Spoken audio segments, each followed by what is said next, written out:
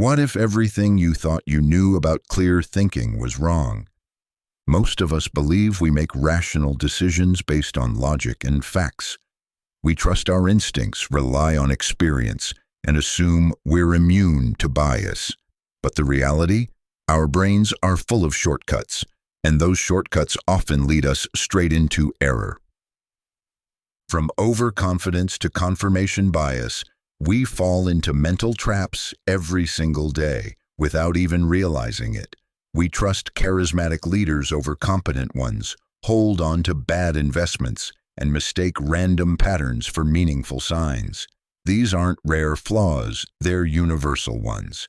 That's the eye-opening truth revealed in The Art of Thinking Clearly by Rolf Dobelli. Through 99 short, powerful chapters, Dobelli unpacks the hidden psychological traps that influence your decisions, cloud your judgment, and sabotage your success. Based on years of behavioral science and cognitive psychology, this book isn't just about thinking more, it's about thinking better. So, who is this book for?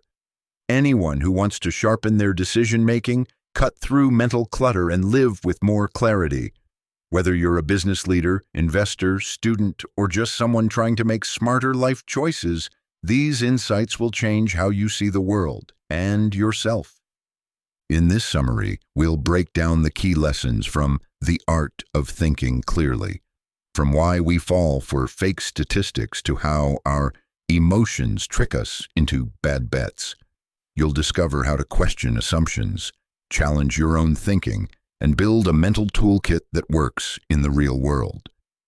Ready to uncover the hidden flaws in your thinking and learn how to fix them?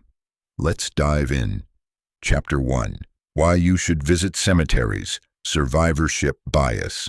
Ever wonder why so many startup stories sound like fairy tales? Because we only hear from the survivors.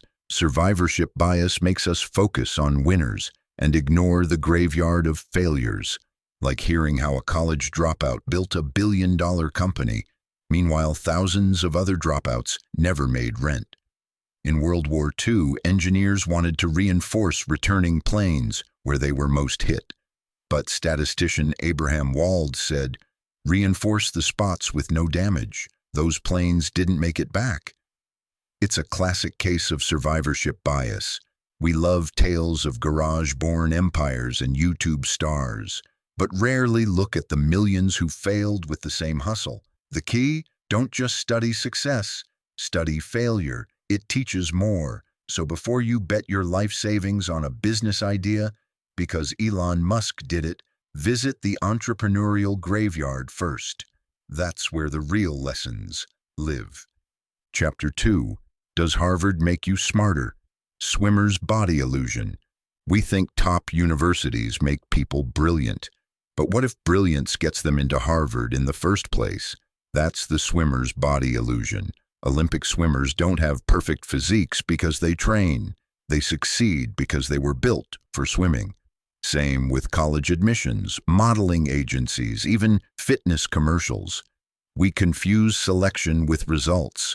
Imagine choosing a gym because all the trainers are fit. Maybe they were fit before they even joined.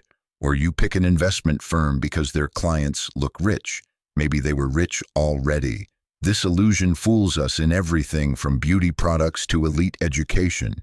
So next time you're sold on an outcome, ask, is this the result of training or the result of being pre-selected? Don't judge the coaching by the champion. Sometimes the champion was just born for it. Recognizing this illusion can save you thousands and years of chasing false promises. Chapter 3. Why you see shapes in the clouds. Clustering illusion. Ever spotted a face in the clouds or a lucky streak at the casino? That's the clustering illusion at work. Our brains hate randomness. We crave patterns, even when none exist. A roulette wheel lands on red 5 times and people start betting black, thinking it's due. In reality, each spin is independent. No memory, no justice, just chance. The stock market, same deal. A few months of rising prices doesn't mean a hot hand. It could be pure randomness. We even see patterns in sports, like thinking a player is on fire because of a few great games. But data often proves there's no such thing. This illusion leads us to bad decisions in investing, hiring, even parenting. Recognizing the clustering illusion means accepting that sometimes things just happen. No hidden message, no grand design, just chaos. And that's okay, because clarity begins where fake patterns end. Chapter 4. If 50 million people say something foolish, it is still foolish. Social proof. Why do we trust product reviews, follow fashion trends, or join viral challenges? Social proof. It's our deep-rooted instinct to copy the crowd. Back in the day, if the tribe ran from the bushes, you ran too, or got eaten. Today, it's the same wiring, just less tigers, more TikToks. We assume popularity equals quality. A restaurant with a long line must be great. A book on the bestseller list must be brilliant. But that's not always true. People follow others just to avoid missing out. Think about stock bubbles or internet fads. Millions jumped in, not from research, but because others did. Social proof isn't always wrong, but it's rarely thoughtful. So before buying that gadget with 10,000 reviews or mimicking your buddy's crypto investment, pause. Ask yourself, would I still want this if no one else did? Wisdom doesn't follow the herd, it questions the stampede. Chapter 5. Why you should forget the past. Sunk cost fallacy. Imagine buying $60 concert tickets. The day arrives, it's raining, you're sick, and the band just released a terrible album. But you go anyway. Why? I already paid. That's the sunk cost fallacy. We feel trapped by past investments. Money, time, energy, even when continuing makes no sense. Relationships, careers, even business projects drag on because we've already come so far. But sunk costs are gone. They shouldn't influence future decisions. Smart gamblers fold bad hands. Smart entrepreneurs pivot. Remember, staying the course just because you've invested doesn't make you wise. It makes you stuck. Think like Jeff Bezos when he shut down Amazon's failed auctions and phone lines. No guilt, just decisions based on future value, not past losses. The cost is sunk. Accept it. Move on. Clarity means cutting your losses without cutting your self-worth. Chapter 6. Don't accept free drinks. Reciprocity. You're at a party. A stranger buys you a drink. Suddenly, you feel compelled to chat, or worse, buy one back. That's reciprocity. Humans are wired to repay favors, even unwanted ones. It's how we built trust in early tribes. But today, marketers weaponize it. Free samples at Costco, trial subscriptions, that free ebook. They're not gifts, they're hooks. Once you accept, you feel obligated. And that's how $10 drinks turn into $1,000 purchases. Think of times you've agreed to something because someone did you a favor.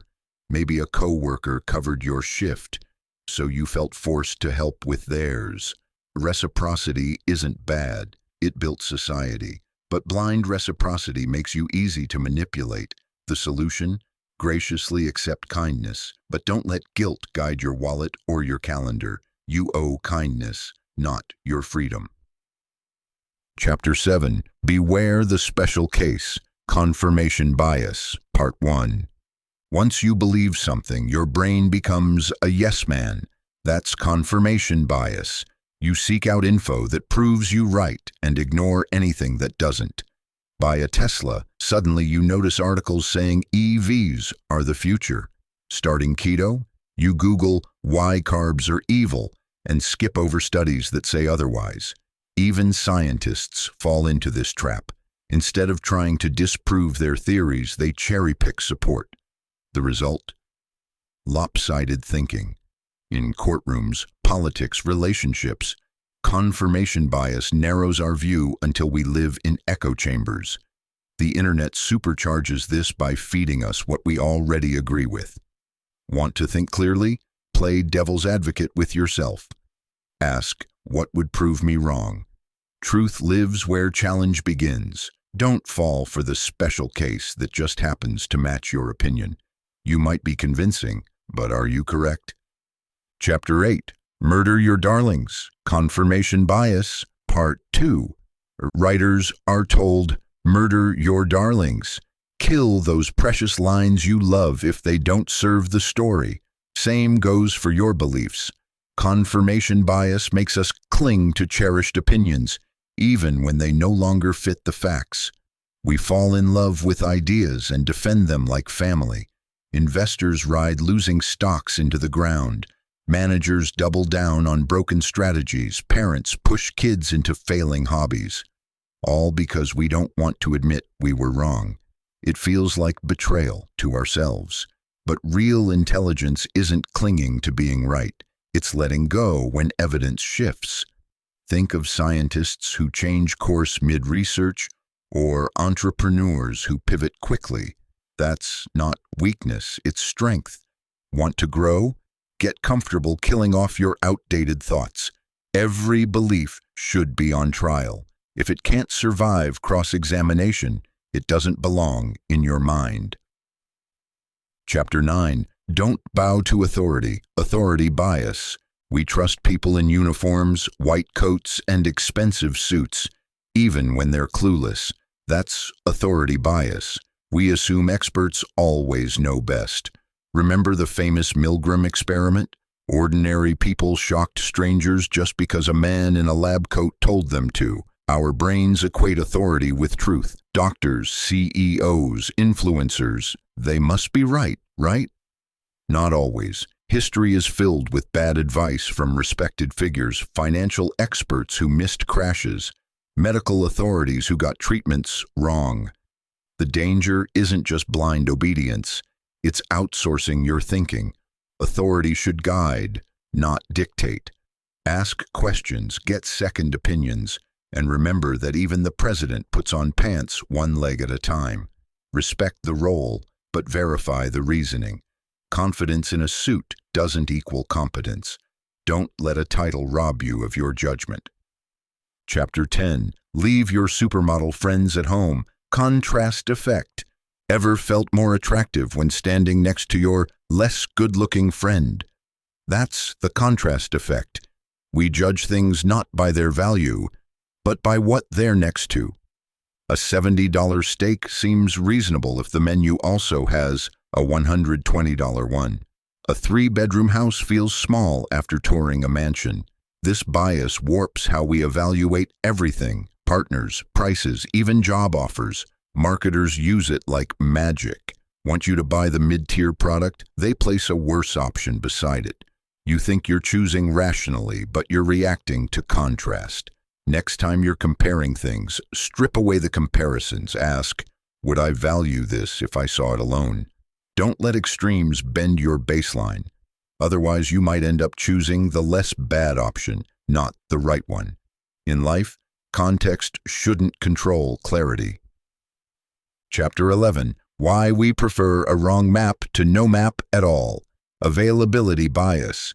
You're flying to Chicago and hear about a recent plane crash.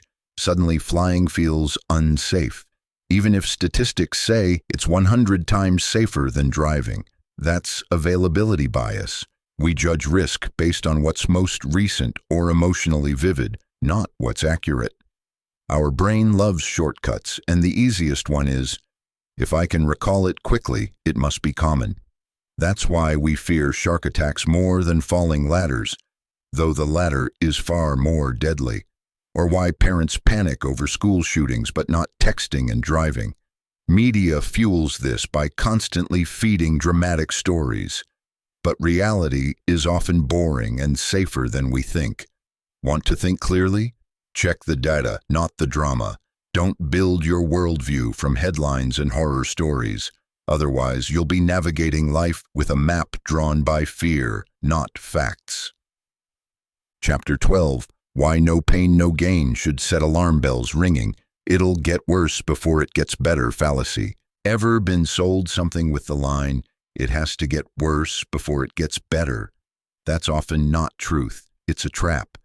Therapists, coaches, even software companies use it to excuse failure. Your therapy isn't helping.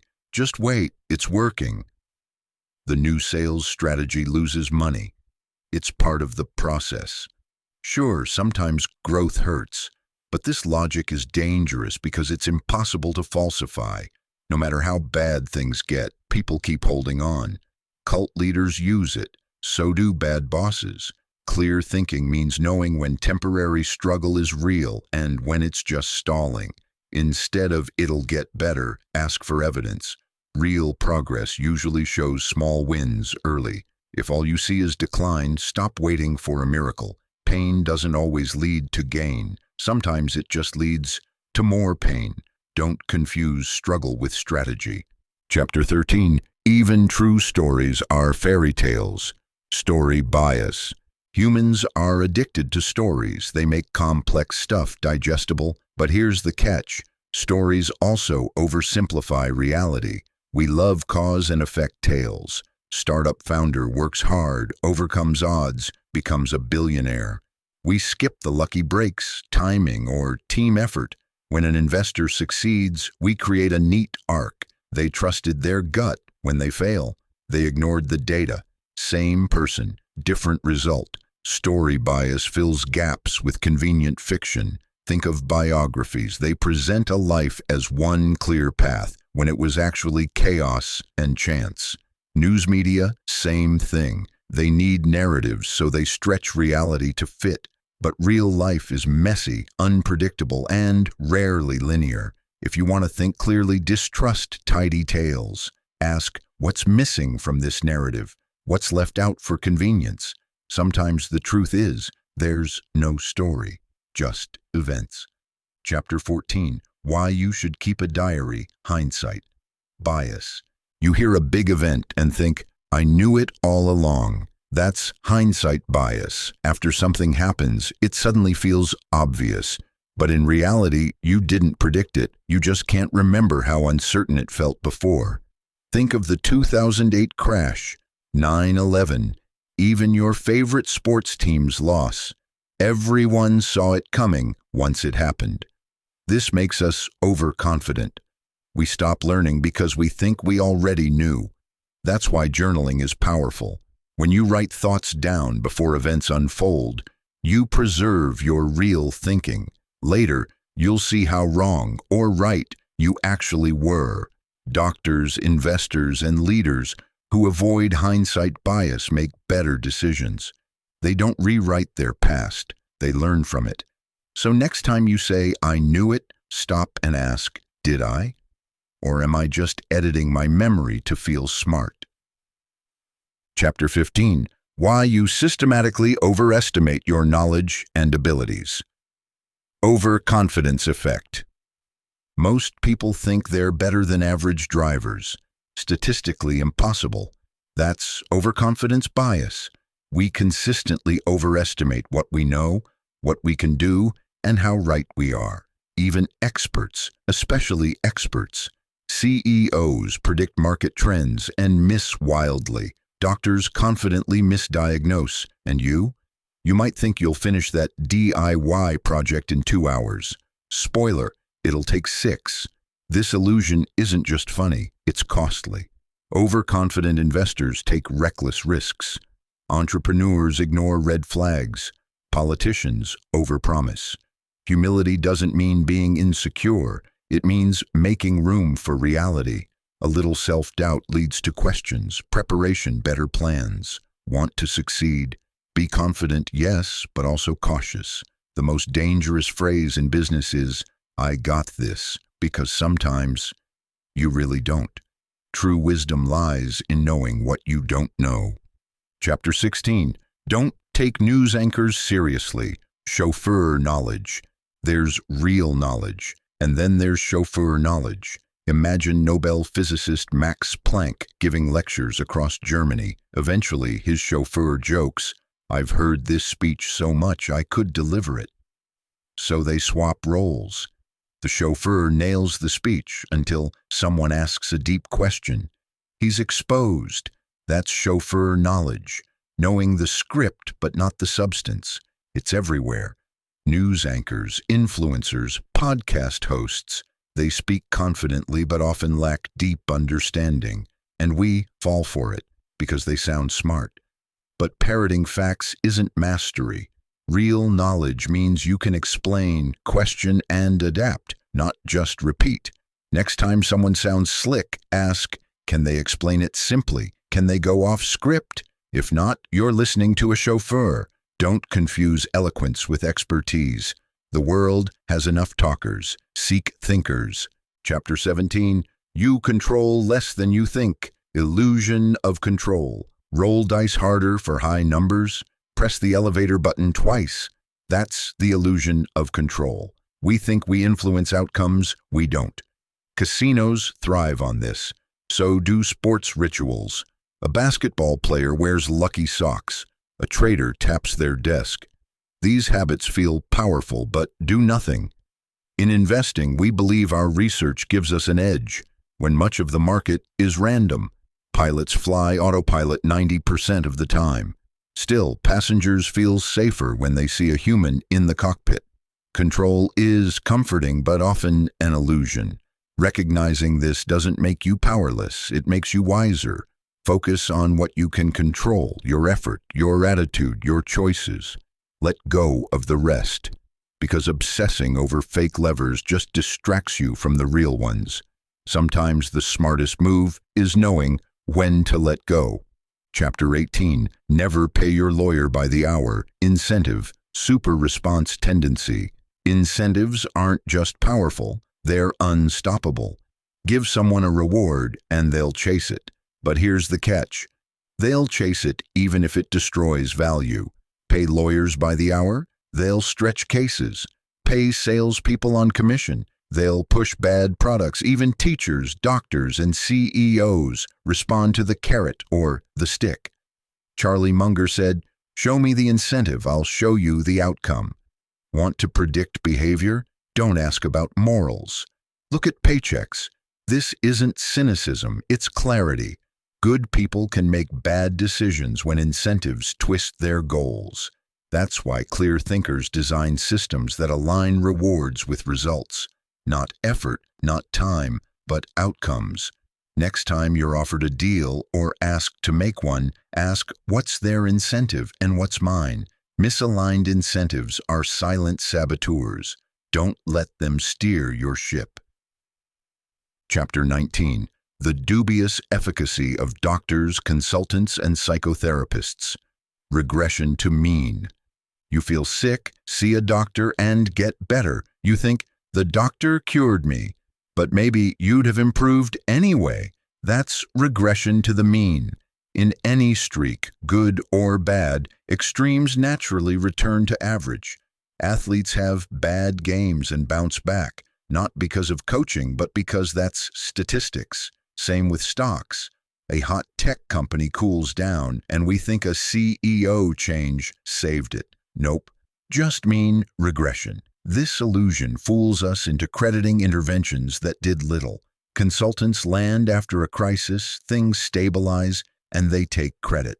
Therapists start sessions during your worst week. Of course, things improve. Doesn't mean they worked magic. It just means extremes don't last.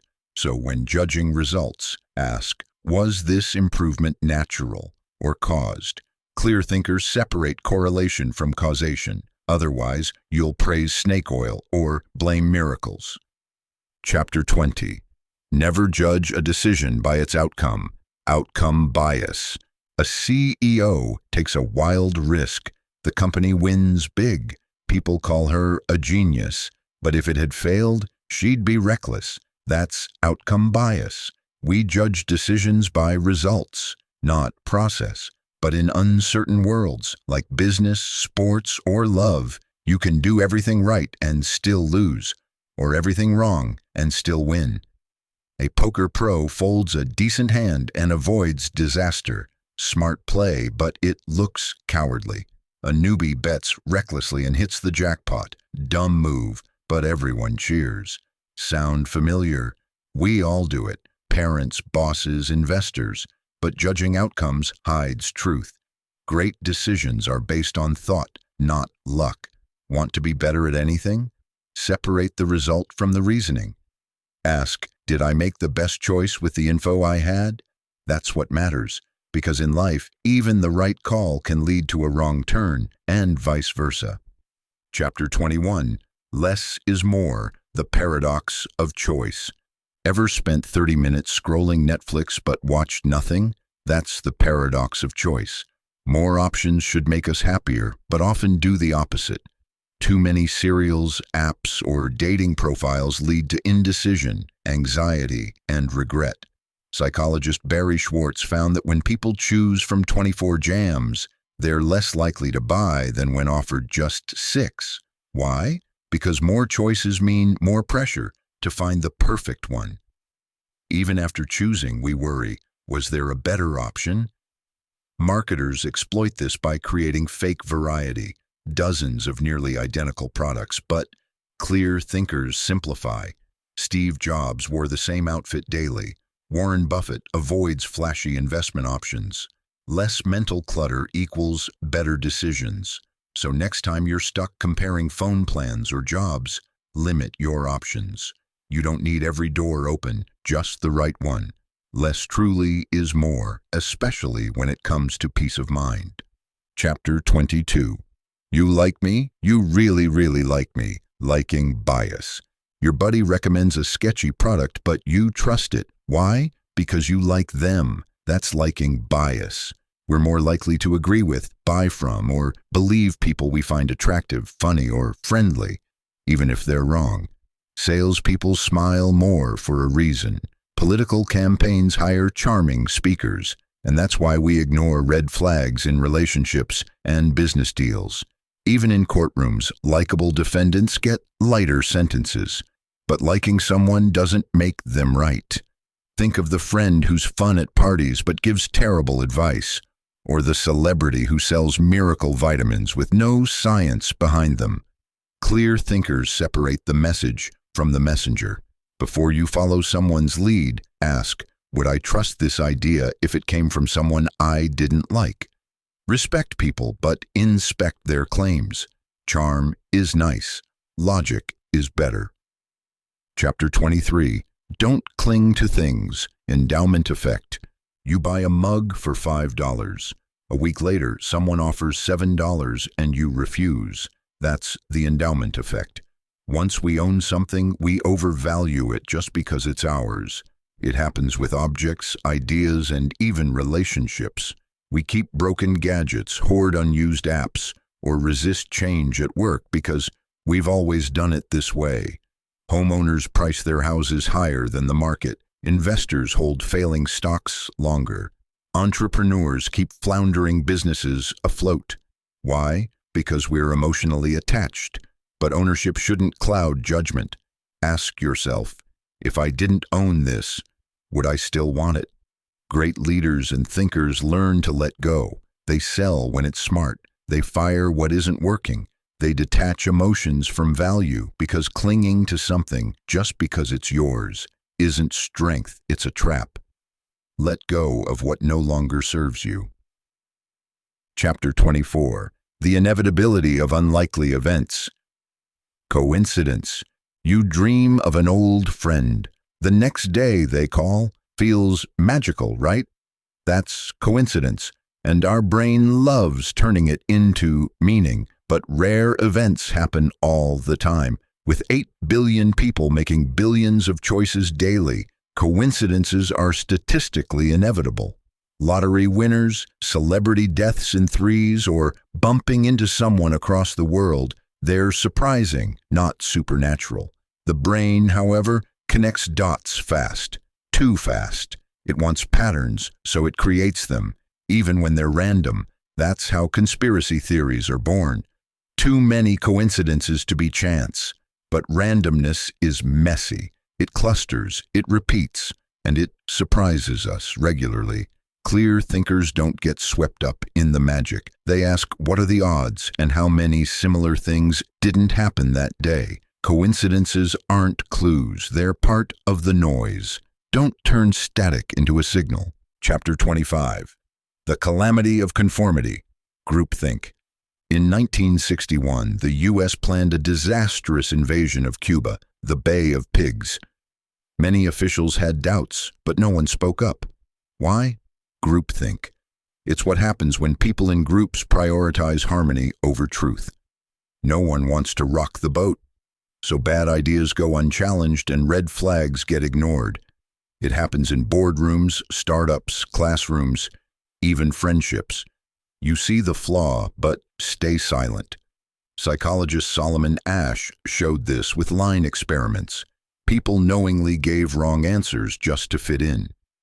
Groupthink kills creativity, hides danger, and makes intelligent people act foolishly. The antidote? Dissent. Create safe spaces for disagreement. Reward truth, not just teamwork. Great leaders invite opposing views. Smart investors ask, "What am I missing?" Want to make better decisions? Be the one who dares to disagree, respectfully but bravely. Conformity is cozy, but clarity is courageous. Chapter 26. Why you'll soon be playing megatrillions. Neglect of probability. You buy lottery tickets every week. Why? Because someone has to win, right? That's neglect of probability. We're terrible at grasping how likely or unlikely things really are. We fear plane crashes but ignore car accidents. We play slot machines but skip investing. Even smart people confuse possible with probable. Casinos, insurance companies, and infomercials profit from this confusion. We focus on, can it happen, instead of how likely is it? Your chance of winning the Powerball is 1 in 292 million. You're more likely to be struck by lightning twice. But hope beats logic, so we buy, bet, and believe. Clear thinkers ask, what's the probability? Not just the possibility. They weigh risks, not just outcomes. Life isn't about avoiding all danger. It's about choosing smart odds. Play the long game. Let Vegas make money off someone else's math mistake. Chapter 27. Why the last cookie in the jar makes your mouth water. Scarcity error. Ever bought something just because it said only 3 left? That's the scarcity error. When something's rare, we want it more, even if it's not better. From diamonds to limited time sales, marketers use scarcity to spike desire. Think of Black Friday chaos. People fight over TVs they don't even need because time's ticking. Our ancestors evolved in a world where scarcity meant survival. Grab it now or go hungry. But today, scarcity often isn't real. That last chance email, it's automated, the rare collectible, mass-produced. Scarcity tricks the brain into urgency. Clear thinkers pause. They ask, do I actually want this, or am I just reacting to pressure? Smart shoppers, investors, and leaders know value doesn't depend on rarity. It depends on relevance. Don't let fake limits hijack your choices. What's rare isn't always worth it, and what's plentiful can still be priceless. Chapter 28. When you hear hoofbeats, don't expect a zebra. Base rate neglect. A man wears a lab coat and carries a clipboard. Is he more likely a doctor or an actor playing one? Statistically, actor. That's base rate neglect. We ignore general facts, base rates, in favor of vivid details. Medical students fall into this trap. They see rare diseases everywhere instead of the common cold. Investors do it too, focusing on flashy startup stories and ignoring historical failure rates. The brain loves a good narrative. But the truth often lies in the boring numbers. If 99 out of 100 applicants are unqualified, chances are the next one is too, even if their resume shines. This doesn't mean ignoring uniqueness, but clear thinking starts with asking, what's the base rate? What usually happens in this situation? Don't let flashy details cloud the boring truth. Statistics aren't sexy, but they save you from stupid. Chapter 29. Why the balancing force of the universe is baloney. Gambler's fallacy. You flip a coin 5 times. It lands heads every time. Now tails must be next, right? Wrong. That's the gambler's fallacy. Each flip is independent, no memory, no balance sheet. But our brains crave fairness. We think the universe owes us a win after a losing streak. Casinos thrive on this error. Players double down, thinking a win is due. Same with sports fans, investors, and even daters. I've had so many bad dates, next one's got to be amazing. Nope. Life doesn't keep score. Every new moment is a clean slate. Clear thinkers break free from magical thinking. They know probability doesn't balance out in the short term. A coin doesn't care what side it landed on last. Neither does fate. Expecting fairness from randomness is a losing bet. Focus on strategy, not superstition. Chapter 30. Why the Wheel of Fortune Makes Our Heads Spin. The Anchor. A car dealer says the car costs $30,000. You negotiate and get it for $27,000. Feels like a win because you anchored to the first number. That's anchoring bias. Our brains latch onto the first number we hear, even if it's arbitrary, and judge everything from there. Retailers use this trick constantly. Was $100 now $59.99? Even if $59.99 is the fair price, you feel like you saved. In job interviews, the first salary number shapes the entire negotiation. In courtrooms, extreme punishments anchor juries toward harsher sentences. Anchors shape perception more than we realize. Clear thinkers fight this by setting their own reference points. Before entering a negotiation, decide your value. Before buying, know the market. Don't let someone else's number steer your brain. Anchors aren't truth, they're traps. Chapter 31. How to Relieve People of Their Millions. Induction. You see the sun rise every day, so you assume it'll rise tomorrow. That's induction, drawing general truths from repeated experiences. It works until it doesn't. Imagine a turkey who gets fed every morning. Day after day, it becomes more confident it'll continue. Then Thanksgiving arrives. That's the problem. Induction can create dangerous certainty. We assume markets will always go up, peace will last, or a job will always be secure. But past behavior doesn't guarantee future results. Just ask anyone who invested before the 2008 crash, or employees at companies that suddenly folded. Inductive thinking feels logical because it's built from patterns, but it's vulnerable to black swans, rare, unpredictable events with massive impact. Clear thinkers use induction cautiously. They ask, what could make this trend break? They prepare for the unexpected, because sometimes tomorrow's sunrise isn't guaranteed, and the farmer has different plans.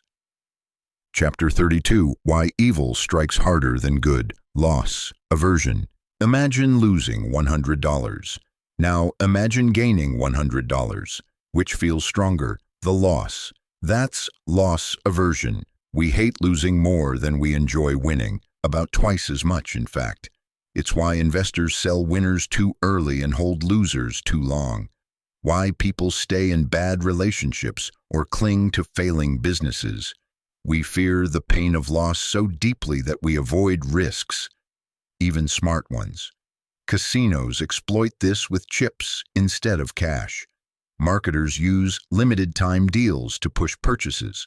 Politicians fear losing votes more than gaining new ones. But living to avoid loss leads to stagnation. Growth often involves short-term discomfort. Great thinkers flip the question, what will I lose by not acting, by not investing, not asking, not trying?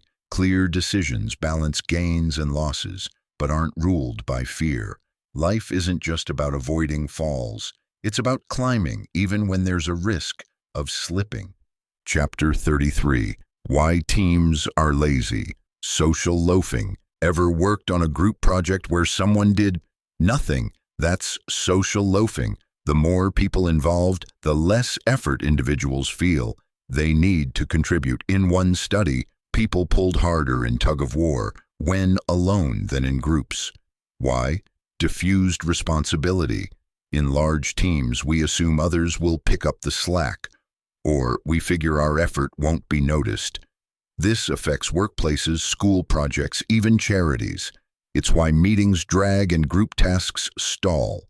Leaders often think more heads equals better results, but that's not always true. Clear thinkers build accountability.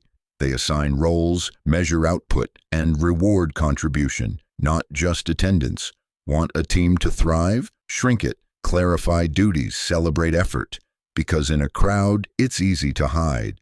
But real progress needs individuals to show up fully. The best teams aren't the biggest. They're the most accountable. Chapter 34, Stumped by a Sheet of Paper. Exponential growth. Take a sheet of paper and fold it 50 times.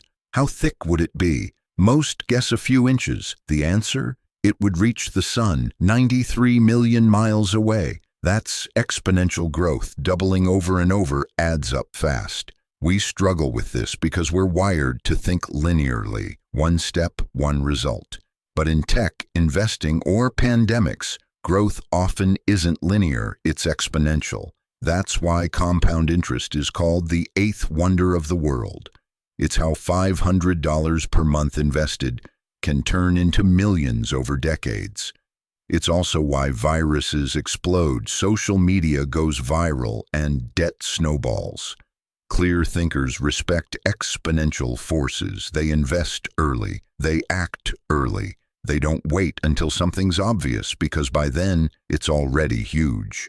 Whether you're saving money or spreading ideas, remember, small steps can lead to massive leaps. Just give them time and trust the curve. Chapter 35. Curb your enthusiasm. Winner's curse. You're at an auction. You win the bid, but you overpaid. That's the winner's curse. In competitive situations, especially auctions, the winner often loses because they valued the item more than everyone else. Think of bidding wars for houses, mergers between corporations, or even overhyped college admissions. The heat of competition clouds judgment. You don't want the thing, you want to win, and in doing so, you pay more than it's worth. The curse appears in hiring too. The candidate who takes the offer might be the one with fewer options. Smart buyers know this. Warren Buffett avoids bidding wars.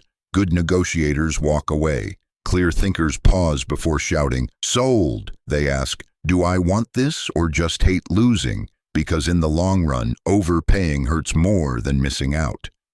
Winning isn't everything, especially if it costs too much. Chapter 36. Never ask a writer if the novel is autobiographical. Fundamental attribution error. A driver cuts you off. What a jerk! But when you cut someone off? Sorry, I'm late. That's the fundamental attribution error. We blame others' actions on their character, but our own on circumstances. That coworker missed a deadline. Lazy. You missed one. You were overwhelmed. This bias fuels misunderstandings, especially in relationships and leadership. We underestimate context. Maybe the rude cashier had a terrible day. Maybe your teammate's silence was anxiety, not apathy. In reality, behavior often reflects the situation more than the person. Clear thinkers slow judgment. They ask, what might be going on behind the scenes? Before labeling someone a villain, consider the pressure they're under. It doesn't excuse everything, but it explains a lot. Empathy starts when we stop assuming people are their worst moments. Most of us are just humans stumbling through stress. Chapter 37. Why you shouldn't believe in the stork. False causality. Ice cream sales and shark attacks rise together. So, does ice cream cause shark attacks? Nope. Hot weather boosts both. That's false causality, confusing correlation with cause. It shows up everywhere. A school gets new computers, scores improve. Must be the tech, right? Maybe. Or maybe the school also hired better teachers. Two events align, and we rush to connect them. But timing doesn't mean cause. Politicians love this trick. Jobs increased after my policy. But what else happened? Scientists, too, are cautious. They say correlation isn't causation because mistaking one for the other leads to bad policy, bad medicine, and bad assumptions. Clear thinkers ask, what else could explain this? Is there a third factor? Did A really cause B, or are they just dancing together by chance? Don't let your brain play matchmaker with meaningless pairs. Chapter 38. Everyone is beautiful at the top. Halo effect. A CEO is charismatic, well-dressed, confident, so we assume they're also competent. That's the halo effect. One good trait colors our entire perception. We think attractive people are smarter. That deep-voiced speaker must be credible. Brands use this non-stop. Apple's sleek design makes us trust their products, even before testing them. In job interviews, a firm handshake and eye contact might outweigh actual skills, but halo equals illusion. Great presentation doesn't guarantee great performance. A friendly doctor might misdiagnose. A funny professor might be a poor researcher. Clear thinkers separate traits. They ask, am I judging the work or the charisma? Before trusting a leader, idea, or product, strip away the shine. Look at the results, not the wrapper, because even angels cast shadows and halos don't equal truth. Chapter 39. Congratulations, you've won Russian roulette. Alternative paths. A startup founder succeeds wildly. They say, it was my vision and hustle. But what about the other 1,000 founders with vision and hustle who failed? That's ignoring alternative paths. We judge decisions based on what happened, not what could have. A soldier survives war and becomes a hero, but thousands made the same choices and died. The survivor's story becomes the model. But success often involves luck. We only see the paths that worked. We don't hear from the quiet majority whose plans didn't pan out. Clear thinkers zoom out. They consider the road not taken and the ones that dead ended. Before copying someone's strategy, ask, how many others tried this and failed? What are the hidden costs, the untold stories? Don't model your life on the survivor's speech. Study the silent majority too, because Russian roulette winners aren't role models. They're just lucky. Chapter 40. False prophets, forecast illusion. Economists predicted a smooth 2008. Weather experts missed storms. Analysts blew earnings reports. Forecasting feels scientific, but it's often guesswork. That's forecast illusion. We love predictions because they offer control, but the future is foggy. Experts dress up guesses in graphs and jargon, and when they're wrong, they blame new variables. This doesn't mean all forecasts are worthless, but most are best guesses at best. The more precise they sound, GDP will grow 2.7%. The more you should doubt them. Clear thinkers take forecasts as input, not gospel. They plan for a range of outcomes. They stay flexible. Instead of betting on one future, they build systems that survive many. Want to be wise? Stop expecting profits, embrace uncertainty, and prepare accordingly, because the future isn't a script, it's improv. Chapter 41.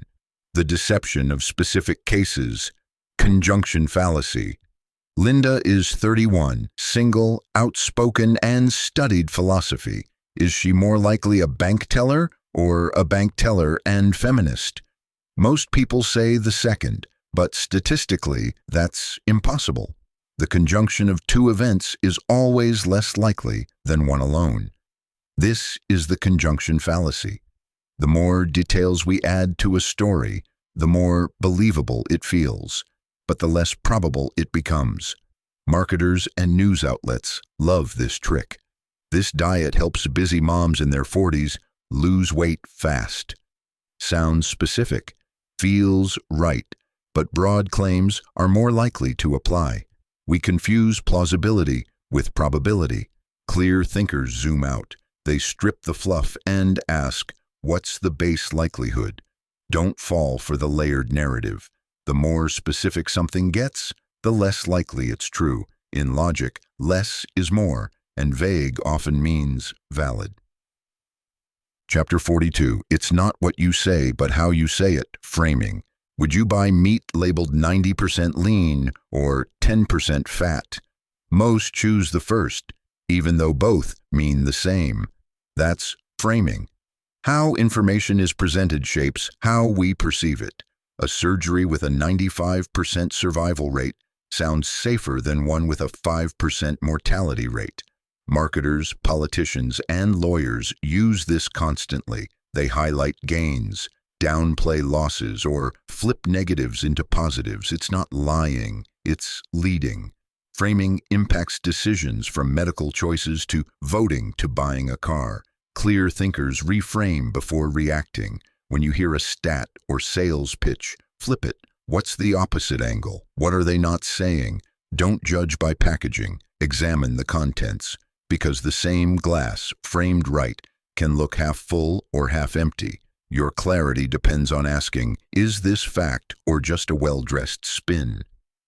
Chapter 43. Why watching and waiting is torture. Action bias. You see a soccer goalie jump to save a penalty kick, but most shots go center. Why jump? Action bias. We feel better doing something, even when waiting is smarter. In investing, people buy and sell constantly, when often sitting still wins. After 9/11, the U.S. saw a spike in car travel because people feared flying. The result? More traffic deaths. Doctors overprescribe to seem proactive. Leaders make flashy changes to take control. But not all action is progress. Sometimes the smartest move is none. Clear thinkers resist the itch to act just for appearance. They pause, assess, and consider. Will this change, help, or just soothe my nerves? In poker, business, and parenting, stillness is often strength. Don't confuse motion with mastery, because sometimes the best thing to do is nothing at all. Chapter 44. Why you are either the solution or the problem. Omission bias. A doctor can administer a risky vaccine or do nothing and let the disease run its course. Even if the vaccine saves more lives, many prefer inaction. Why? Omission bias. We judge harmful actions as worse than harmful inactions, even if the outcomes are the same. A driver who hits someone is blamed more than one who lets the brakes fail, but both led to harm. In parenting, leadership, or justice, omission bias can paralyze us. We avoid responsibility by not acting even when action is needed, but in reality, doing nothing is still a choice. Clear thinkers weigh all consequences, active and passive. They don't hide behind silence. They ask, what will happen if I don't step in? Because neglect can be just as damaging as interference. Responsibility isn't just about what you do. It's also what you let happen. Chapter 45. Don't blame me. Self-serving bias. When things go well, we credit ourselves. When they go wrong, we blame others. That's self-serving bias. Win the game? I trained hard. Lose. The ref was awful. Get a raise? I deserved it. Get fired? My boss hates me. It's natural. We want to feel good about ourselves. But over time, it warps reality. Leaders ignore their role in failures. Partners deny their contribution to fights. Investors chalk up wins to skill and losses to bad luck. This mindset blocks growth. You can't fix what you don't own. Clear thinkers flip the script. They ask, what part of this did I cause? What can I control next time? They credit luck when it played a role and own their mistakes. Humility isn't weakness, it's clarity. Because the truth is, you're not always the hero, and that's okay. Chapter 46. Be careful what you wish for. Hedonic treadmill. You land your dream job, buy the car, take the trip. For a while, you feel amazing. Then, you return to baseline. That's the hedonic treadmill. We adapt quickly to pleasure, so the new becomes normal. Studies show lottery winners are no happier a year later. Same with new phones, bigger homes, or Instagram followers. It's why chasing more never ends. We think the next thing will finally make us happy, but happiness keeps moving the goalpost. Clear thinkers step off the treadmill. They invest in lasting satisfaction, relationships, purpose, growth, not just momentary highs. They practice gratitude and resist the urge to constantly upgrade. Life's not about constantly climbing a ladder. It's about enjoying the step you're on. Because if you keep running after joy, you'll miss the fact that it was jogging beside you all along. Chapter 47. Do not marvel at your existence. Self-selection bias. You meet a group of startup founders at a conference, and they all seem successful. You think, starting a company must be a great idea. That's self-selection bias. You're only seeing the survivors, the ones who made it to the stage. The broke founders stayed home. Same goes for testimonials, resumes, and social media. You don't see who dropped out, failed, or didn't apply. Schools judge teachers based on student performance, but the best students may have been highly motivated to begin with. Clear thinkers ask who didn't show up, what stories are missing.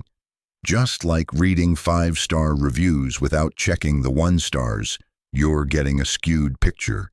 The loudest voices aren't always the most representative.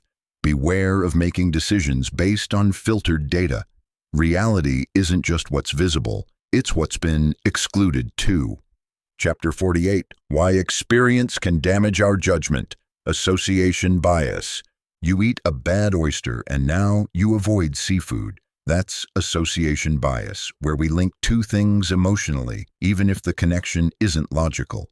Superstitions grow from this. An athlete wears lucky socks during a win and now never takes them off. Investors link random news to market moves. You hear a product praised by someone you dislike, so you reject it, without real reason. Association bias bypasses logic and goes straight to gut feeling. But clear thinkers separate experience from evidence. They ask, am I judging based on fact or a feeling triggered by past events? Not every memory is a mentor. Just because something happened once doesn't mean it's a rule. Your brain will associate freely, but your judgment shouldn't. Break the link between past coincidence and future choices. Chapter 49. Be wary when things get off to a great start. Beginner's luck. You win your first poker hand. You think, this is easy. That's beginner's luck, and it's dangerous. Early wins create overconfidence. They make us think skill played a bigger role than luck. In casinos, it keeps people gambling. In investing, it tempts new traders to go all in.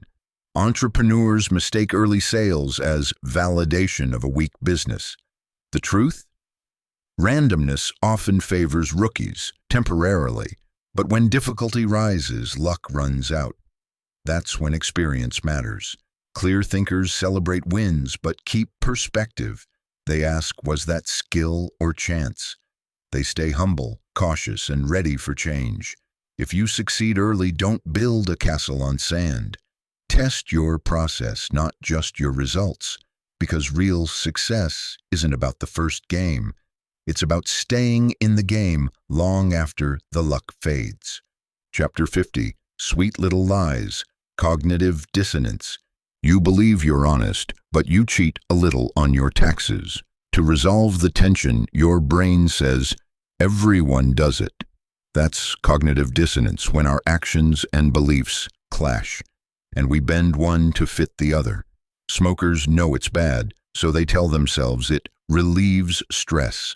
Shoppers overspend, then justify it as self-care. The discomfort pushes us to rationalize instead of admit we're wrong. But clear thinkers don't smooth the conflict with lies. They sit with it. They say, maybe I messed up. They realign actions with values or update beliefs. It's uncomfortable, but it's growth. Cognitive dissonance is a sign your brain still cares about truth. Don't silence it. Listen, reflect, and adjust. The truth may sting, but it's the only path to inner peace. Chapter 51. Live each day as if it were your last. Hyperbolic discounting. You're offered $100 today or $120 in a month. Most take the $100. Why? Hyperbolic discounting. We value immediate rewards far more than future ones, even when waiting is smarter. It's why people eat junk food, skip workouts, or blow paychecks instead of saving. In our brains, now feels real. Later feels vague. But this bias undermines goals. Retirement, health, long-term success, they all require delayed gratification. Credit cards profit from our impatience. So do buy now, pay later offers.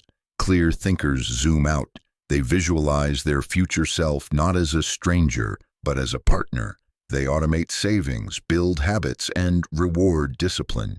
They know that trading a small pleasure today for a bigger one tomorrow isn't loss. It's leverage. The best decisions often feel boring now, but pay beautifully later. Don't let your present self steal from your future. Chapter 52, Any Lame Excuse.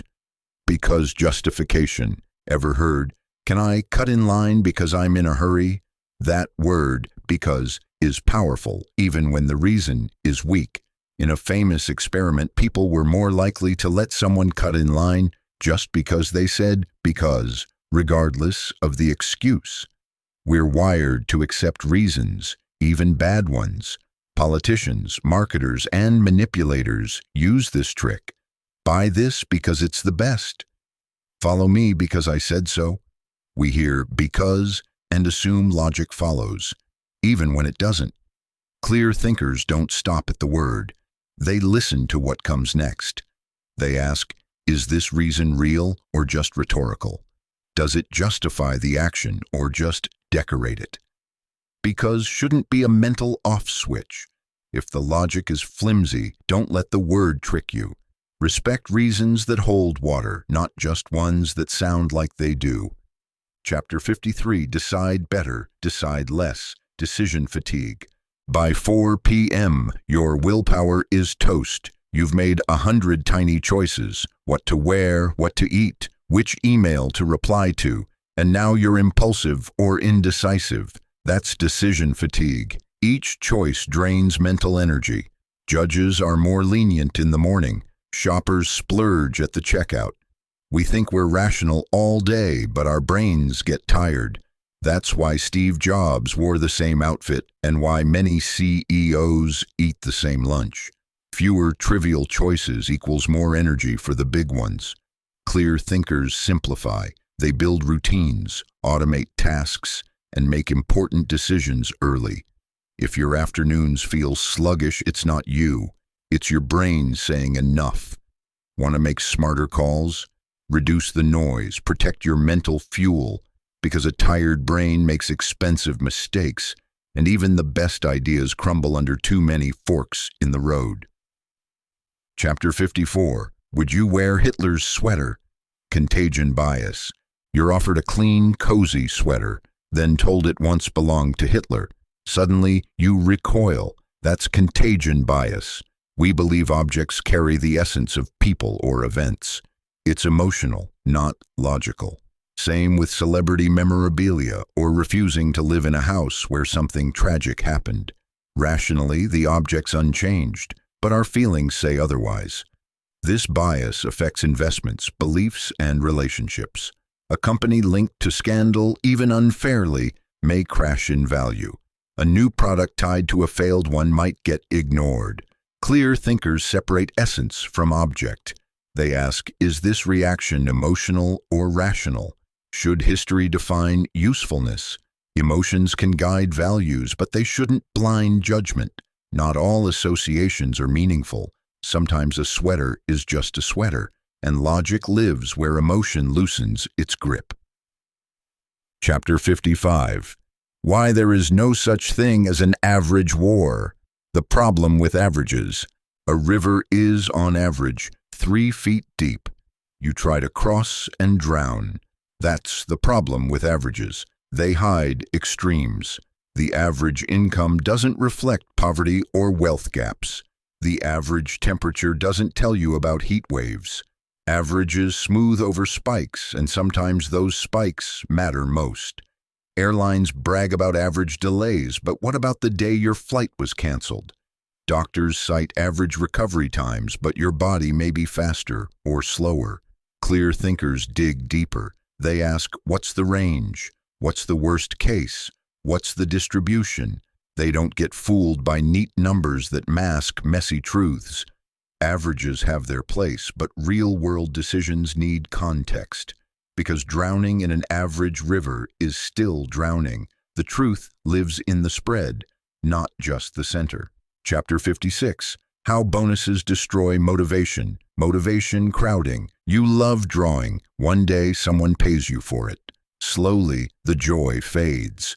Why? Motivation crowding. When external rewards replace internal joy, our passion shrinks. Kids who get paid for reading read less. Employees who receive bonuses for teamwork often collaborate less genuinely. We start asking, what's in it for me? Instead of, do I enjoy this? It's why offering money for charity work can backfire, and why some artists dread turning their hobby into a business. Clear thinkers protect intrinsic motivation. They reward thoughtfully, not excessively. They separate passion from payment. The best leaders tap into purpose, not just paychecks. Want sustainable drive. Don't let money steal meaning, because when we start chasing carrots, we forget why we planted the garden in the first place. Chapter 57. If you have nothing to say, say nothing. Twaddle tendency. Ever sat through a meeting filled with jargon, buzzwords, and fluff? That's twaddle. The tendency to speak without substance. We do it to impress, sound smart, or avoid silence. But it muddies communication and wastes time. Politicians do it. Academics do it. Even friends do it when they're unsure but don't want to admit it. Clear thinkers resist the urge. They value clarity over complexity. They say less but mean more. Lincoln's Gettysburg Address lasted 2 minutes and changed history. Twaddle masks insecurity. Precision reveals strength. Before speaking, ask, am I adding value or just noise? Can this be said more simply? Silence isn't awkward, it's honest. So skip the babble, say what matters, because sometimes the wisest voice in the room is the quiet one. Chapter 58. How to increase the average IQ of 2 states. Will Rogers phenomenon. If a dumb person moves from state A to state B, the average IQ of both states can increase. Sounds impossible, but it's true. And that's the Will Rogers phenomenon. It's a statistical trick. Reclassifying groups can improve both without any individual changing. It happens in medicine. Patients shifted between categories can improve survival rates just by redefining them. Schools adjust grade levels. Businesses move assets between departments to boost performance. But nothing real has changed. It's an illusion of progress. Clear thinkers spot this. They ask, are we measuring improvement or just moving numbers around? Don't be dazzled by statistics without understanding the mechanics, because not all growth is real, and sometimes success is just a shuffle. Look beyond the chart. Ask what actually changed. Chapter 59. If you have an enemy, give him information. Information bias. You're making a decision, so you gather more data, then more and more. But nothing changes. That's information bias. The belief that more info always leads to better decisions. In reality, excess data often paralyzes us. Doctors order unnecessary tests. Investors bury themselves in reports. We research for weeks before buying a $40 gadget. Why? Because info feels safe. But not all data is useful. At some point, you hit diminishing returns. Clear thinkers set thresholds. They ask, do I have enough to decide? Will more info change the outcome? They value insight over quantity, action over paralysis. Knowledge is power, but only if it drives clarity. Otherwise, it's just noise disguised as productivity. So don't drown in data. Swim toward decisions. Chapter 60. Hurts so good, effort, justification. You train for a marathon, suffer through it, and afterwards say it was amazing. That's effort justification. We overvalue things we've worked hard for, even if the outcome isn't great. Fraternities use hazing. Boot camps build loyalty. The tougher the initiation, the more we rationalize it was worth it. It's why expensive purchases feel better than affordable ones. Or why we stay in bad relationships, because we've come so far. But pain doesn't equal value. Struggle isn't proof of worth. Clear thinkers separate investment from impact. They ask, would I choose this again if starting fresh? Is the result worth the suffering? Pride loves effort. Wisdom loves results. Don't cling to things just because they were hard. Sometimes the bravest move is admitting something wasn't worth it and choosing better next time. Chapter 61. Why Small Things Loom Large. The Law of Small Numbers. You see two product reviews, one glowing, one terrible, and immediately assume the product's quality swings wildly. But maybe those were just two outliers. That's the law of small numbers. We draw big conclusions from tiny samples.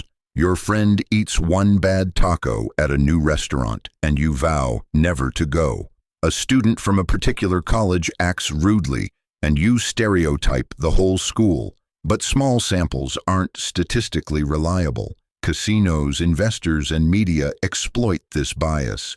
A single success story sells a diet plan. A one-day stock gain signals a breakout.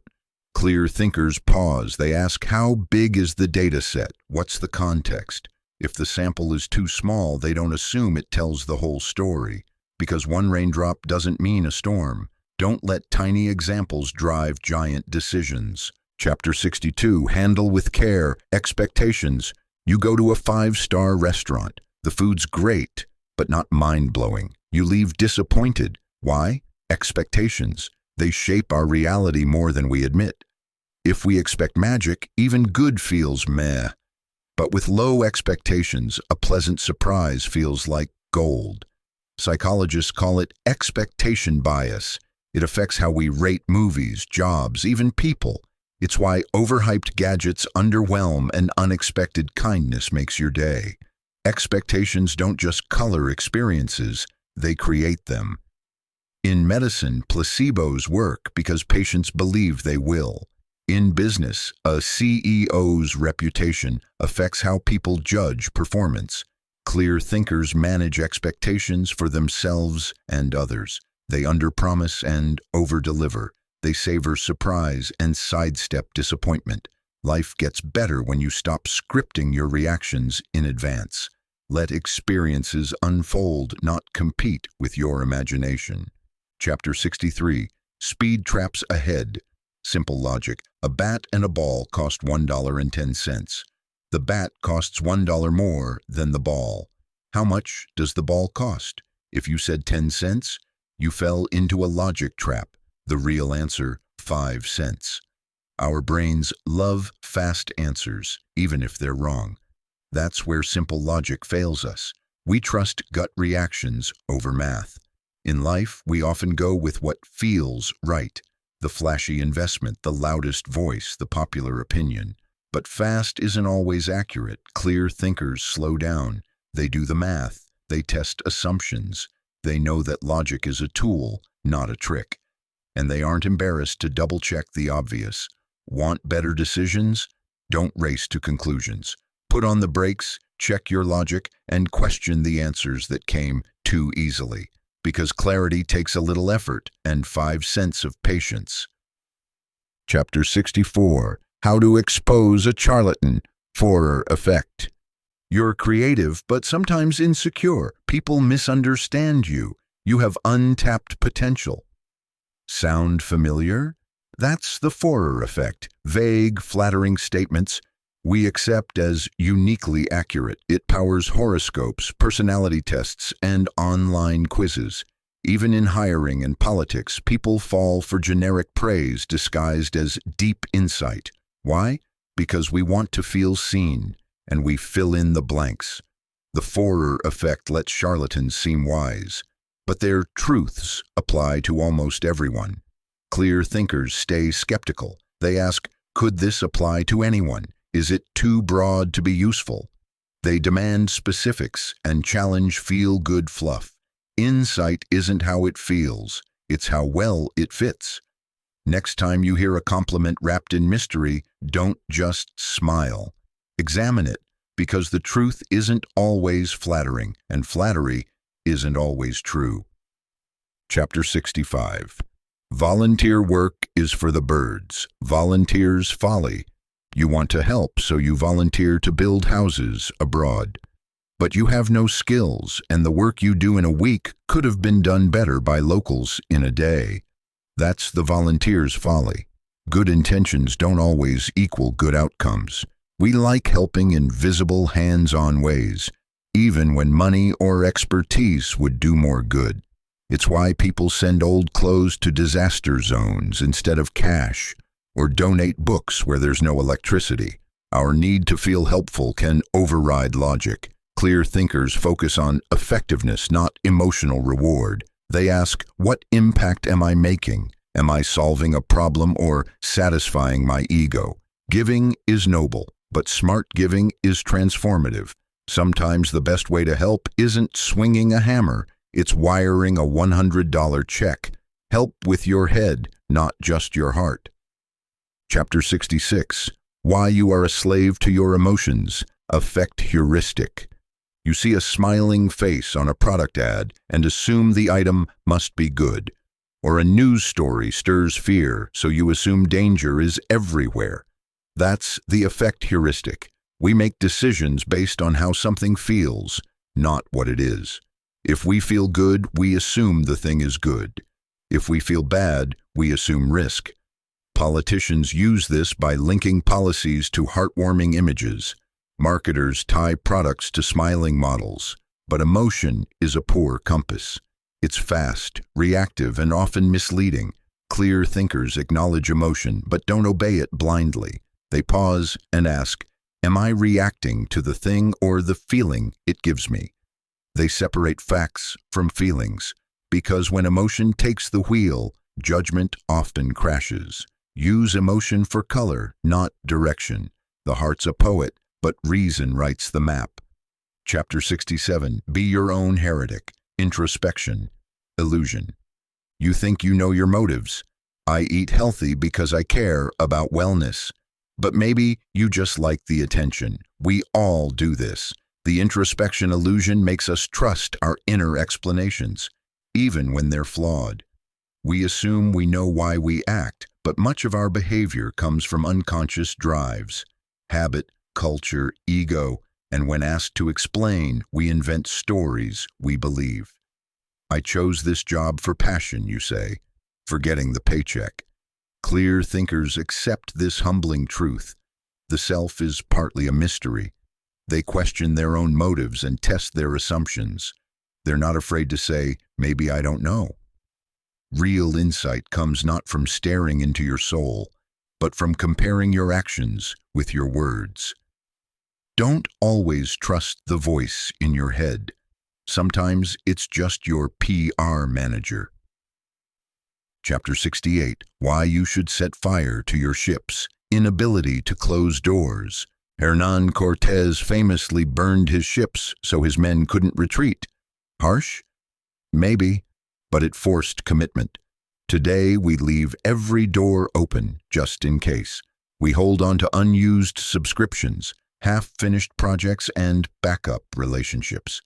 The fear of missing out keeps us paralyzed.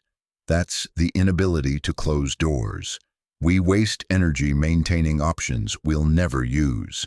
But freedom isn't more choices, it's clarity. Clear thinkers know that progress requires sacrifice. They let go of maybes to focus on musts. They close doors to open paths. Want to finish that novel? Quit the hobby you don't love. Want to grow your business? Say no to the side gig. Courage isn't keeping options open.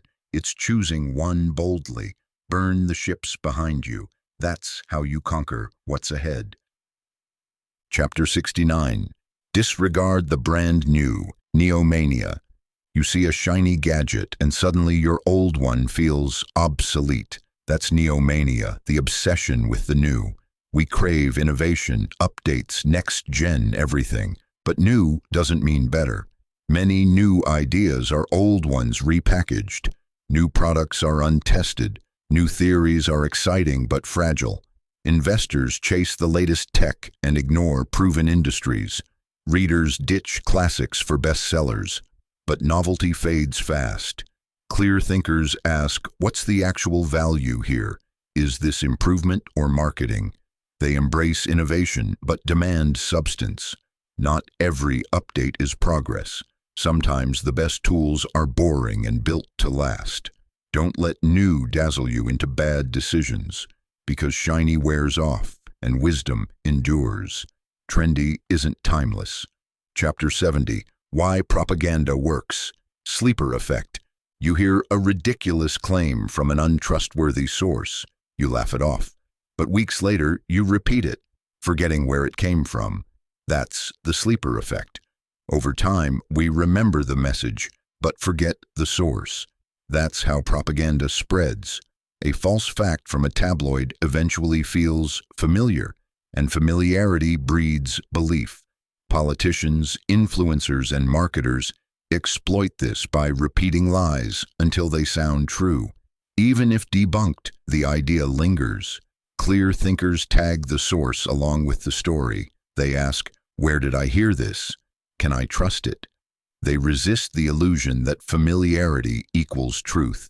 Just because something feels right doesn't mean it is right. Don't let time separate the message from the messenger. Keep your critical filters on, even weeks later, because once an idea is in your head, it's hard to evict. Chapter 71. Why it's never just a two-horse race. Alternative blindness. You're choosing between two cars. One's cheaper, the other faster. You debate endlessly until someone shows you a third car that's both affordable and quick. That's alternative blindness. We often fixate on two visible options and forget others even exist. It happens in elections, job offers, and investments. We frame decisions as A versus B, when C might be better. Salespeople love this. They present two options, so you'll choose the more expensive one, never realizing there are 10 others elsewhere. Clear thinkers break the frame. They ask, what else is out there? Have I defined all the options, or just accepted the ones in front of me? Don't fall for false dilemmas. There are rarely only two choices. The world is full of hidden doors, better paths, and smarter trade-offs.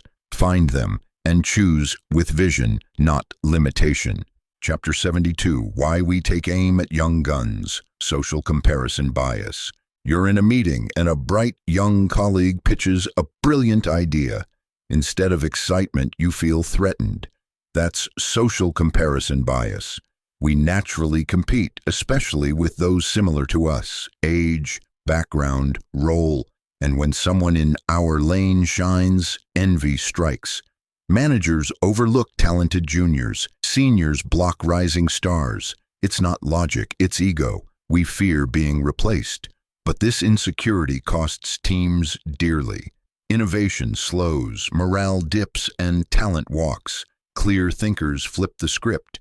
They see rising talent as allies, not adversaries. They ask, am I feeling challenged or defensive?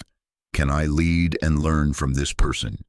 True confidence isn't guarding your turf. It's growing with your peers. Celebrate others' brilliance, because shining together doesn't dim your light, it multiplies it.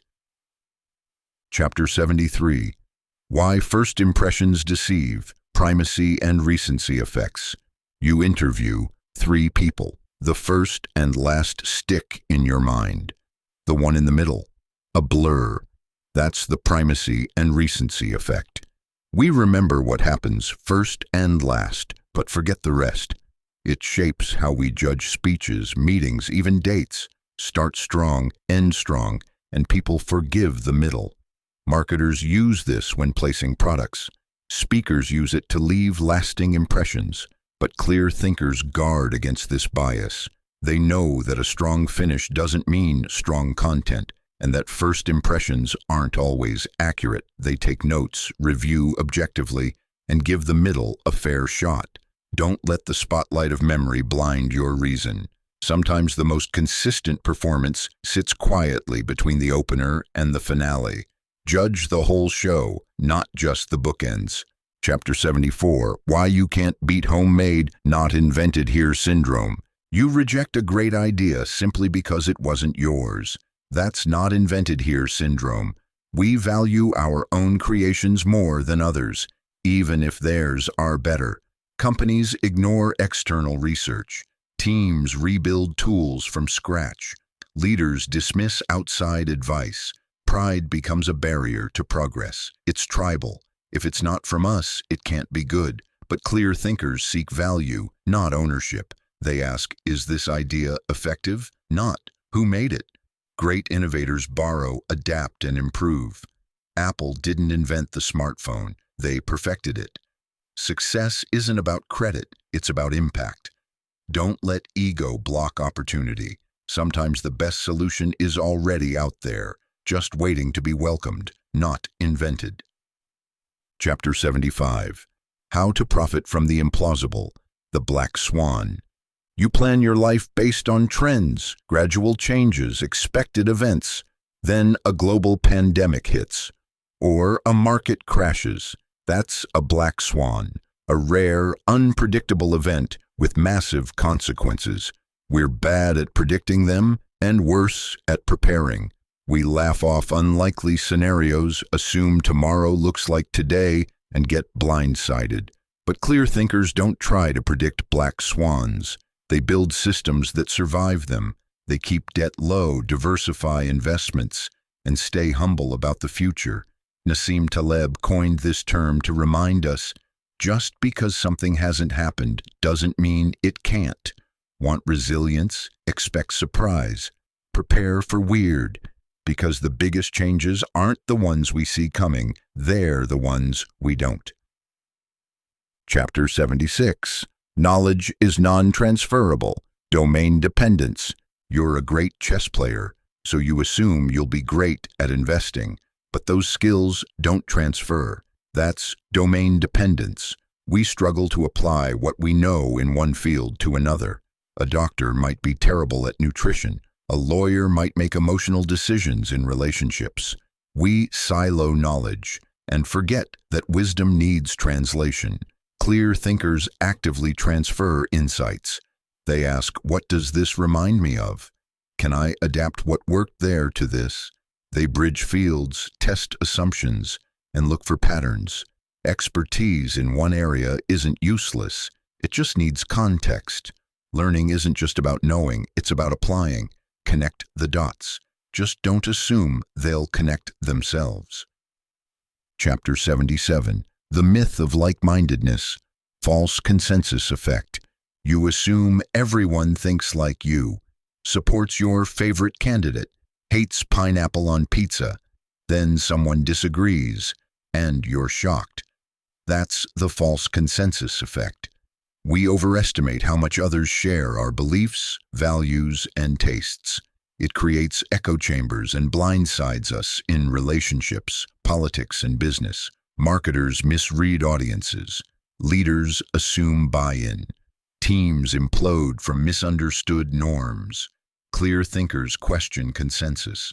They ask, have I really listened or just projected?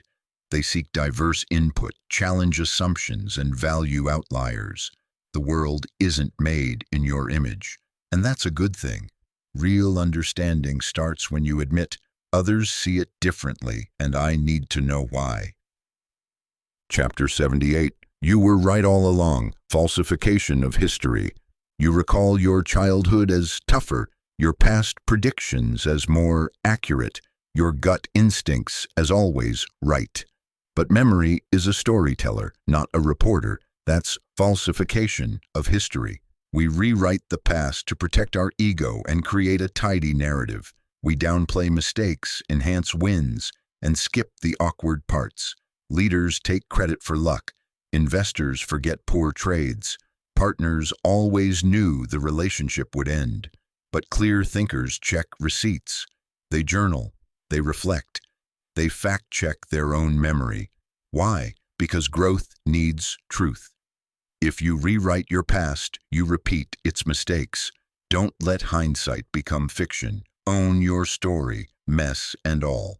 Chapter 79. Why you identify with your football team. In-group, out-group bias.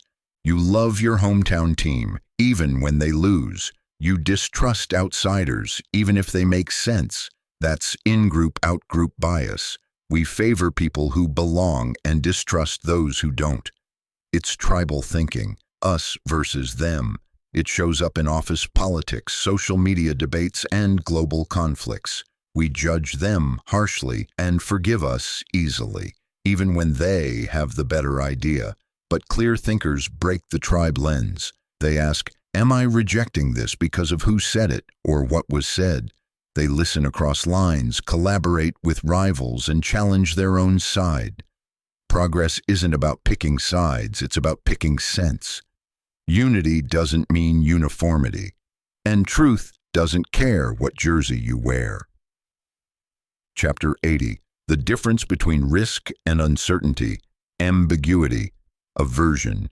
You're offered a gamble, a 50% chance to win $100. You accept. Then you're offered another with unknown odds. You decline. That's ambiguity aversion. We prefer known risks over unknown ones, even when the unknown might be better. It's why we avoid new markets, hesitate with untested products, or trust familiar brands, even if inferior.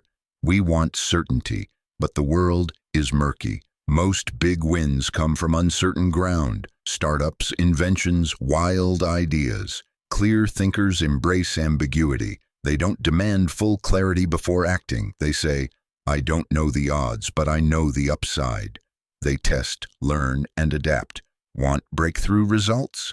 Get comfortable in the fog, because certainty is rare, and sometimes risk hides the biggest reward. Chapter 81. Why you go with the status quo. Default effect. You sign up for a service and leave all the default settings on. Not because they're better, just because they're already selected. That's the default effect.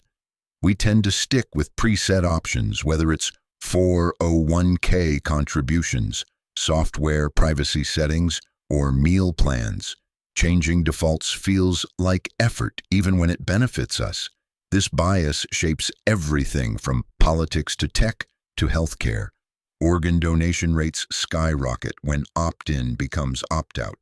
Clear thinkers pause at defaults. They ask, is this really what I want, or just what's already picked?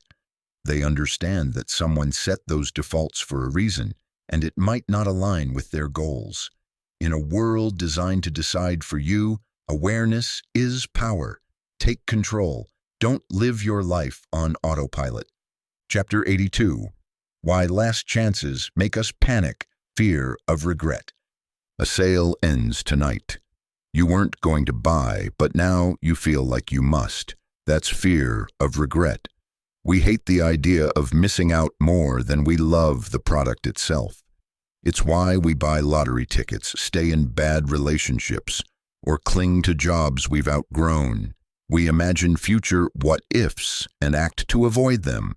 Marketers, casinos, and even friends use this bias to pressure you. You'll regret it if you don't. But clear thinkers reframe the question. Instead of, will I regret missing this? They ask, will I regret doing it? They weigh costs honestly and don't let imagined futures dictate real actions. Regret is a mental ghost. Don't let it haunt your present. To make decisions for your future self, not your fearful one. Chapter 83. How eye-catching details render us blind. Salience effect. You hear a dramatic news story, a shark attack, a plane crash, and suddenly those rare events feel common. That's the salience effect. We pay more attention to what's vivid, not what's likely. Flashy wins our focus. It's why car crashes get more headlines than heart disease, or why politicians obsess over sensational threats while ignoring silent ones. Our brains are drawn to what stands out, even if it's irrelevant. Clear thinkers look past the noise. They ask, what's actually important here? What's just flashy filler? They prioritize signal over volume. In a world screaming for attention, salience can steal your focus and distort your view. Don't let the spotlight blind you to what truly matters. Quiet things change the world too. Chapter 84. Why Money is Not Naked. House Money Effect. You win $100 in a game. Next round, you gamble recklessly because it's not your money. That's the house money effect. We treat unexpected gains differently, as if they're disposable. It's why investors risk profits more freely than savings, or why people overspend tax refunds. But money is money, regardless of how it arrived. Casinos count on this. So do promotions and cashback offers. Clear thinkers respect every dollar. They ask, would I risk this if I had earned it the hard way? They mentally re-tag windfalls as earned income and make decisions accordingly. Whether it's found cash, bonuses, or crypto profits, treat it all with the same discipline. Easy come shouldn't mean easy go. Respect your money, no matter its origin. Chapter 85. Why New Year's resolutions don't work. Procrastination. You vow to start next week, next month, next year, but somehow you don't. That's procrastination. It's not laziness, it's the brain avoiding discomfort. We delay tasks that feel big, boring, or uncertain. Resolutions fail because they're vague, distant, and overwhelming. Get fit, write a book, save more. All great goals, terrible plans. Clear thinkers break procrastination by shrinking tasks. They start small. A 5-minute walk, a single sentence, $10 saved. Action creates momentum. They also create structure, deadlines, checklists, accountability, and most importantly, they act before motivation shows up. Waiting to feel ready is a trap. Want to beat procrastination? Trick yourself into starting, because once you begin, everything gets easier. The future won't fix it, only action will. Chapter 86. Build your own castle. Envy. Your friend gets a raise, buys a Tesla, and suddenly your own life feels smaller. That's envy. It's one of the oldest emotions and still one of the ugliest, but it's also strangely motivating. Envy reveals what we desire. Trouble is, it also warps our priorities. We chase status, not substance. We compare highlight reels and feel inadequate. Clear thinkers use envy as a signal, not a compass. They ask, what's really missing in my life? Is this about me or just comparison? They define success for themselves, not based on others' wins. Remember, someone else's success isn't your failure. Don't build your self-worth on someone else's scoreboard. Build your own castle with your own blueprint. Chapter 87. Why you prefer novels to statistics. Personification. You hear that 30,000 children die of hunger daily, and your mind goes blank. But then you see a photo of one starving child, and your heart breaks. That's personification. We respond to individual stories more than abstract data. A single face moves us more than a million numbers. Charities know this. So do news networks. But this bias can mislead. We fund causes based on emotion, not effectiveness. We overlook silent suffering because it lacks a face. Clear thinkers balance empathy with reason. They care deeply, but also ask, where can my help do the most good? Who's being forgotten because they aren't on camera? One story may break your heart, but many stories should shape your action. Don't let emotion decide alone. Pair it with purpose. Chapter 88. You have no idea what you are overlooking. Illusion of attention. You watch a basketball video counting passes. Suddenly someone asks, did you see the gorilla? You didn't. That's the illusion of attention. We think we see everything, but our focus is narrow. When we concentrate, we miss obvious stuff. In life, this leads to blind spots. We miss employee burnout, market shifts, or personal red flags, not because we're careless, but because we're focused elsewhere. Clear thinkers accept attention is limited. They use checklists, outside input, and conscious scanning. They ask, what am I not seeing? Where is my blind spot? Because seeing clearly isn't about looking harder, it's about looking smarter. Awareness begins with knowing your attention is flawed. Chapter 89, Hot Air, Strategic Misrepresentation. A CEO pitches a project that will revolutionize the industry. A politician promises massive gains with zero downsides. Sounds amazing, but it's hot air. That's strategic misrepresentation, exaggerating to get approval, funding, or votes. Big projects often run over budget and under-deliver because they were sold on dreams, not reality. It's not always lying. It's optimism weaponized. Clear thinkers are skeptical of perfect plans. They ask, what are the hidden costs? What could go wrong? Who benefits if this fails? They demand real numbers, worst-case scenarios, and third-party checks. Don't fall for lofty promises. If something sounds too good, it probably skipped the spreadsheet. Belief is fine, but trust data over dazzle. Chapter 90, Where's the Off Switch? Overthinking. You replay a conversation all night, or you analyze every word of an email. That's overthinking. It feels like productivity, but it's paralysis. We do it when we fear mistakes, judgment, or uncertainty. But more thinking doesn't always mean better outcomes. It delays decisions, drains energy, and kills creativity. Clear thinkers know when to stop. They set deadlines, embrace imperfection, and trust their training. They ask, do I have enough info to act? What would I advise a friend to do? Action cuts through the fog.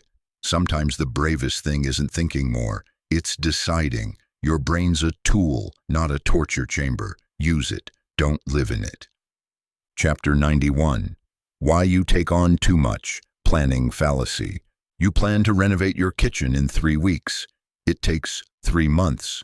That's the planning fallacy. We consistently underestimate time, cost, and complexity, even when we've made the same mistake before. It happens in weddings, road trips, product launches. We imagine best-case scenarios and forget delays, distractions, or fatigue. Clear thinkers pad their plans. They double estimates, add buffer zones, and expect setbacks. They also ask, what went wrong last time? What could blindside me here? Optimism feels good, but realism finishes the job. Want to hit your goals? Plan for detours, because the road is always longer than it looks on the map. Chapter 92. Those wielding hammers see only nails. Deformation professionnelle. A surgeon sees surgery as the answer. A lawyer sees lawsuits. A marketer sees branding. That's professional deformation. When your job shapes how you see everything, it's like wearing tinted glasses that color every problem. We all do it. Your expertise becomes your lens, your hammer, and every challenge starts to look like a nail. But one solution doesn't fit all. Clear thinkers step outside their specialty. They ask, what would someone from another field do here? They seek cross-disciplinary input, embrace second opinions, and resist one-track minds.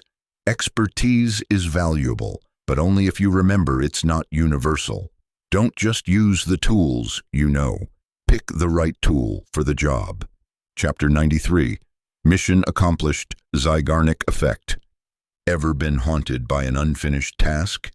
That's the Zeigarnik Effect. Our brains latch onto incomplete work like an open tab. It nags, distracts, and drains focus. We crave closure. That's why cliffhangers work, and to-do lists stress us out. Clear thinkers use this bias for good. They write down loose ends to offload stress. They finish small tasks quickly to build momentum. They batch work and schedule follow-ups. Completion isn't just about results. It's about peace. Want mental clarity? Tie up loose threads, because the brain doesn't let go of open loops. It circles them endlessly. Finish the thought. close the file, sleep better. Chapter 94. The boat matters more than the rowing. Illusion of skill. You pick a fund manager who outperformed last year. Surely they're skilled, right? Maybe. Or maybe they just got lucky. That's the illusion of skill. In many fields, especially ones involving luck, results don't always reflect ability. A bad doctor might have great outcomes. A brilliant one might hit a streak of tough cases. The stock market especially rewards randomness. Clear thinkers don't confuse success with skill. They ask, was this repeatable? Was it replicable by others? They look at long-term trends, not single wins. They value process over flash, because sometimes the boat does more than the rower. Choose wisely. Chapter 95. Why checklists deceive you. Feature positive effect. You inspect 2 resumes. One lists 10 skills. The other lists 6. You favor the longer one, even if the shorter has the right skills. That's the feature positive effect. We pay more attention to what's there than what's missing. Salespeople list what a product has, not what it lacks. Job ads highlight perks, not problems. But missing info matters. Clear thinkers don't just ask, what's here? They ask, what's absent? They look for gaps, omissions, red flags hiding in silence. Don't be dazzled by long lists and shiny features. Sometimes what's unsaid tells the real story. Chapter 96. Drawing the bullseye around the arrow. Cherry picking. You hear a diet guru cite a study that supports their claims. You're impressed until you realize they ignored 10 studies that said the opposite. That's cherry picking. We select data that supports our view and ignore the rest. Politicians do it, businesses do it, so do we. It creates false certainty and weak conclusions.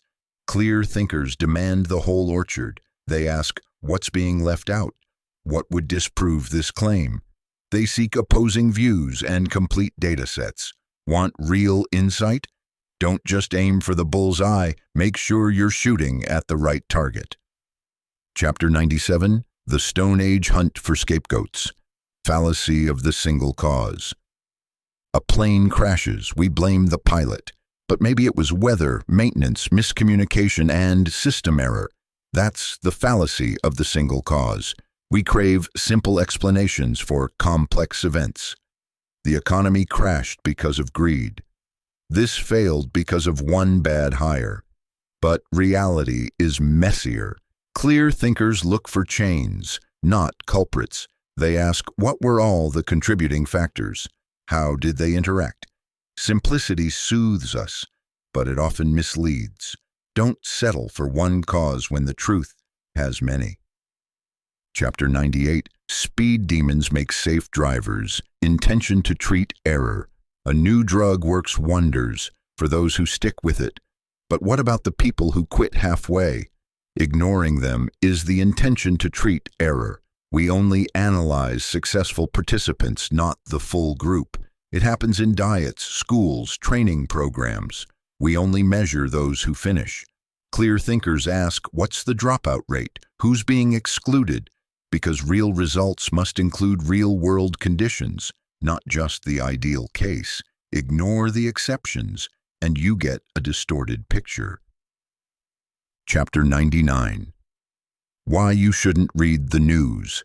News illusion. You check the news hourly, thinking you're staying informed. But are you really learning or just reacting? That's the news illusion. Headlines scream, emotions spike, and nothing sticks. You know what happened today, but not what matters long term. News gives noise, not knowledge. Clear thinkers read less news, but more deeply. They favor books, research, and timeless insights. They ask, will this matter in a year? Is this informing me or just distracting me? Real understanding comes slowly. Don't trade depth for updates. Choose signal over sensation. And there you have it, the art of thinking. Clearly isn't just a list of cognitive biases. It's a mirror to how we think, decide, and act every day. Rolf Dobelli doesn't just teach us about logical fallacies. He gives us the tools to spot them, question them, and rise above them. Let's quickly recap the key takeaways. Your brain is wired for shortcuts, but those shortcuts often lead to mistakes. Awareness is the first step. Once you spot a bias, you gain power over it. Not every decision needs more data. Sometimes it needs less emotion. Don't blindly trust experts, intuition, or even your memory. They're flawed too. Train your mind to pause, reflect, and reframe. Clarity always beats cleverness. But remember, the real power of this book isn't in knowing the 99 biases. It's in recognizing them in real time when they sneak into your day-to-day thinking. So, what's the first step you can take today? Maybe it's questioning that gut feeling, pausing before judging, or just taking a moment to ask, what am I missing? If you found this episode valuable, share it with someone who loves thinking deeply and clearly. And I'd love to hear from you. What was your biggest aha moment from this book? Drop a comment or tag me on social with your insights. At the end of the day, better thinking leads to better choices, and better choices lead to a better life. So stay curious, stay humble, and keep thinking clearly. See you in the next episode.